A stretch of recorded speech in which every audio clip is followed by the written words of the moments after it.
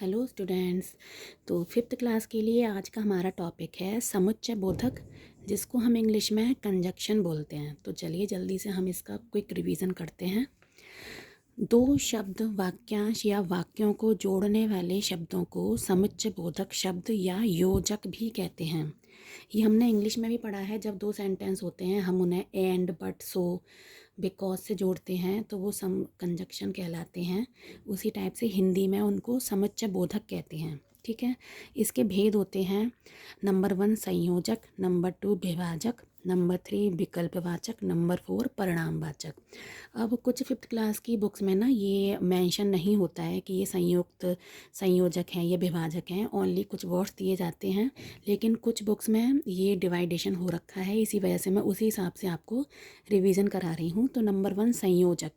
संयोजक में जो हम वर्ड्स जिससे हम दो सेंटेंसों को या दो शब्दों को जोड़ते हैं वो एक जैसे होते हैं, मतलब दोनों इक्वल मेंटेनेंस वाले होते हैं। जैसे और से जब हम किसी चीज़ को जोड़ते हैं तो वो दोनों इक्वल होते हैं।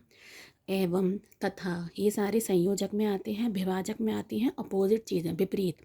जैसे लेकिन, परंतु, किंतु, फिर भी, मतलब कि इसमें एक चीज़ कुछ और होगी, दूसरी चीज़ कुछ अपोजिट होगी, तो वो आती है विभाजक में। इनके एग्जाम्पल देखते हैं। हर्ष और राजेश मित्र हैं, तो यहाँ पे और लगा है क्योंकि ये दोनों फ्रेंड ही हैं, दोनों एक जैसे हैं। ठीक है, लेकिन ये देखिए विभाजक में, मैंने उसे मनाया लेकिन वह नहीं माना। अब देखिए उसने तो मनाया था लेकिन वह नहीं माना, अपोजिट चीज़ें हुई ना, तो इसलिए यहाँ पे लेकिन आएगा। बर्फ़ी तथा लड्डू मुझे पसंद है, तो बर्फ़ी और लड्डू एक सी चीज़ें हैं तो हमने तथा से जोड़ दिया, तथा हमारा संयोजक चिन्ह है।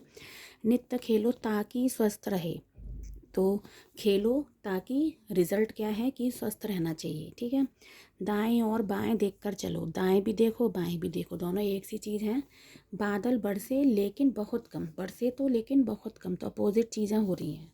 ठीक है, तो ये हो गया। अब थर्ड में है विकल्पवाचक। विकल्प में हमें चॉइस दी जाती है, इसको इंग्लिश में बोलते हैं और हिंदी में यह। जैसे तुम चाय पियोगे या कॉफ़ी, यहाँ पे आपको चॉइस दी जा रही है। ठीक है, परिणामवाचक में क्या आता है कि रिजल्ट, इसीलिए मैंने ये काम किया, इसलिए ये काम हो गया। तो इस टाइप से जब हम परिणाम दिखाते हैं तो वो परिणामवाचक होता है। इसमें जैसे मैं बीमार था इसलिए विद्यालय नहीं गया, तो ये रिजल्ट है क्यों विद्यालय नहीं गया, क्योंकि मैं बीमार था। ठीक है, और इसमें ताकि भी आता है। ताकि कई बार विभाजक के अंदर आता है और कई बार परिणामवाचक के अंदर आता है, लेकिन ज़्यादा आप परिणामवाचक में ही इसको डालिएगा अगर आपकी बुक में इसका डिवाइडेशन हो रखा है और आपसे पूछा गया है ये कौन से भेद, ताकि वर्ड कौन से भेद के अंदर आता है। और यदि डिवाइडेशन आपकी बुक में नहीं है तो ये तो नॉर्मल वर्ड्स हैं जो कुछ ही हैं, 4-5 हैं, हम इनको ईजिली याद कर सकते हैं। और तब भी आपको अगर दिक्कत होती है तो आप इंग्लिश में आपने कंजक्शन पढ़े होंगे, उस हिसाब से भी इनको याद कर सकते हैं। ठीक है, तो चलिए हम इससे रिलेटेड एक वर्कशीट करते हैं।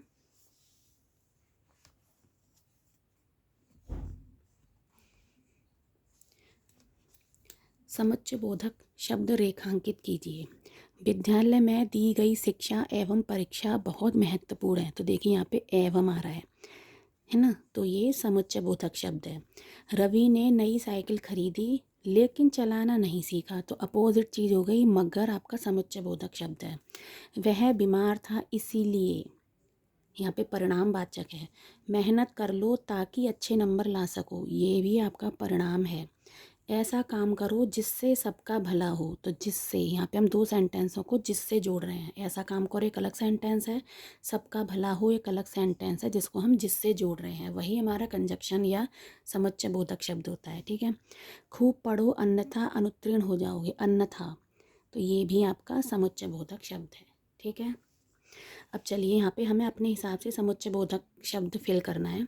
अगर जल्दी आते डैश नाटक देख पाते, अगर जल्दी आते तो नाटक देख पाते। मैं डैश नानी रोज़ पार्क जाते हैं, अब यहाँ पे और, मैं और नानी रोज़ पार्क जाते हैं।